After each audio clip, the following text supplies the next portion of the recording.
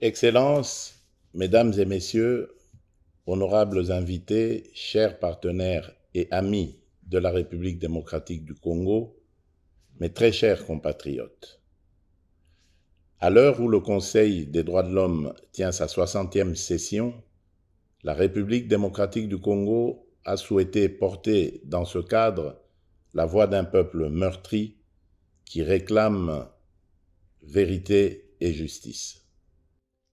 Cet événement parallèle n'est pas un rituel protocolaire de plus. C'est un espace de parole utile pour éclairer les consciences et mobiliser les volontés. Depuis plus de 3 décennies, nos populations payent un tribut humain insoutenable, familles décimées, villages rayés de la carte, femmes et enfants brisés par des crimes planifiés et systématiques qui, dans leur modus operandi, relèvent pour certains actes de la logique du génocide. Trop souvent, ces tragédies ont été minimisées, relativisées, parfois niées. Nous sommes ici pour briser ce silence, lever le voile et appeler solennellement à la reconnaissance internationale des génocides perpétrés sur le territoire congolais, condition d'une justice qui répare et d'une paix qui dure. Notre plaidoyer se fonde sur des assises juridiques incontestables et sur un corpus de rapports concordants, nationaux et internationaux, qui documentent l'ampleur, la systématicité et l'intention criminelle de ces atrocités. Il ne s'agit pas d'émotion, mais de droit. Pas d'accusation gratuite, mais d'établissement rigoureux des faits. Le débat que nous proposons s'organise autour de 3 axes très concrets. 1. Cartographier les faits à caractère génocidaire commis en République démocratique du Congo au cours des 30 dernières années. 2. Établir l'existence de génocides perpétrés sur notre territoire à l'aune des critères reconnus par le droit international. Enfin, 3. Mettre en place une architecture de justice transitionnelle adaptée à nos réalités, garantissant vérité, poursuite et réparation. Pourquoi maintenant ? Parce que notre génération a la responsabilité de rompre le cycle déni, impunité, récidive. Parce que la prévention exige d'abord la nomination des crimes et la reconnaissance des victimes. Parce qu'aussi que la stabilité de toute une région dépend de la capacité à dire le vrai, à juger le criminel, à réparer l'irréparable et à garantir la non-répétition.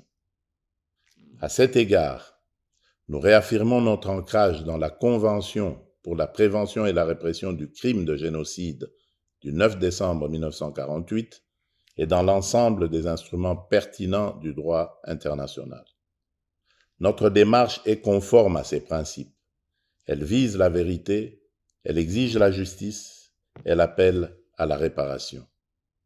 Mesdames et messieurs, notre appel s'adresse à chacun des acteurs ici présents. Aux États, appuyer l'établissement d'un mécanisme international robuste de vérité et de qualification juridique des crimes, assorti de capacités d'enquête, de préservation des preuves et de coopération judiciaire. Aux organes des Nations Unies et aux organisations régionales, conjuguez vos efforts pour garantir la protection des civils aujourd'hui, la justice pour les victimes hier et des garanties crédibles de non-répétition demain. Aux institutions de justice, nationales, régionales et internationales, faites prévaloir la compétence et la complémentarité afin que nulle zone grise ne subsiste pour l'impunité.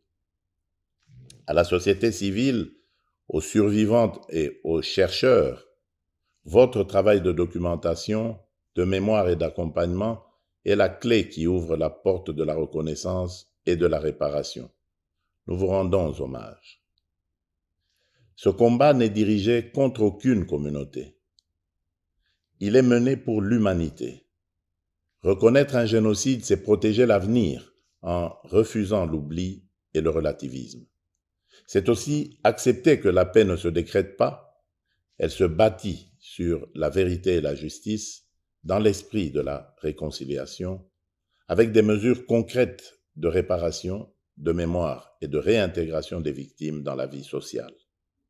En ma qualité de président de la République démocratique du Congo, je prends l'engagement de soutenir les démarches sérieuses et crédibles visant à la reconnaissance des génocides commis sur notre territoire, à l'établissement des vérités, des responsabilités et à la garantie pour les victimes de leur droit à la vérité, à la justice et à la réparation. Notre main reste tendue pour le travail commun, notre détermination demeure entière. Je forme le vœu que de Genève s'élève une voix claire, ne pas oublier, ne jamais répéter, commencer à guérir.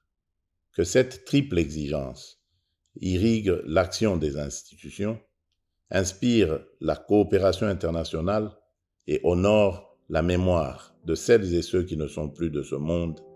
Je vous remercie.